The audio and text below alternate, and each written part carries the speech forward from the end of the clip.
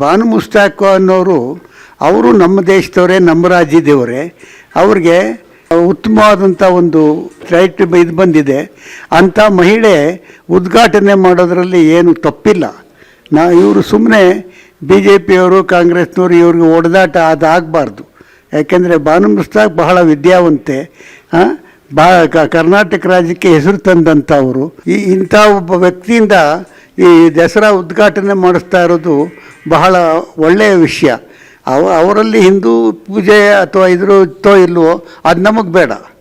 ನಮಗೆ ಬೇಕಾದ್ದು ಅವ್ರು ಎಂಥ ವ್ಯಕ್ತಿ ಎಂಥ ವ್ಯಕ್ತಿ. ಅವರು ಭಾರತೀಯಳು, ಕರ್ನಾಟಕದವರು ಅವರು. ಅದರಿಂದ ಅವರಿಂದ ಮಾಡಿಸ್ತಾ ಇರೋದು ಒಳ್ಳೆಯದನ್ನೇ. ಅದರಲ್ಲಿ ಭಿನ್ನಾಭಿಪ್ರಾಯ ಇರೋ ತಪ್ಪು ಅಂತ ನಾನು ಹೇಳ್ತೀನಿ. ಬಿ ಜೆ ಪಿಯವರು ರಾಜಕಾರಣ ಮಾಡಬಾರ್ದಾಗಿತ್ತು. ಅಂಥ ಒಳ್ಳೆಯ ವ್ಯಕ್ತಿಯಿಂದ ನಾವು ಮಾಡ್ತಾ ಇರೋ ಅದರಲ್ಲಿ ಜಾತಿ ಮತ ಮುಖ್ಯ ಅಲ್ಲ.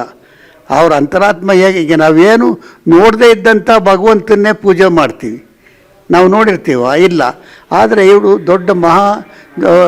ದೊಡ್ಡ ವಿದ್ಯಾವಂತೆ, ಒಳ್ಳೆಯ ಉತ್ತಮವಾದಂಥ ಒಂದು ಪ್ರೈಸ್ ಬಂದಿದೆ ಅವರಿಗೆ. ಅಂಥವ್ರ ಕೈಲಿ ಮಾಡ್ತಾ ಇರೋದು ಭಾಳ ಉತ್ತಮವಾದ್ದು. ಇದನ್ನು ರಾಜಕಾರಣಿ ಮಾಡ್ಕೋಬಾರ್ದು, ರಾಜ್ಯಕ್ಕೆ ಬೆರೆಸಬಾರ್ದು ಇದರಲ್ಲಿ ಅಂತ ನನ್ನ ಒಪಿನಿಯನ್. ಡಾಕ್ಟರ್ ಗಿರಿಗೌಡ ಅಂಥೇಳಿ, ತೋಟಗಾರಿಕೆಯಲ್ಲಿ ಸುಮಾರು ಒಂದು 40 ವರ್ಷ ನನ್ನ ಶ್ರಮ ಇದೆ.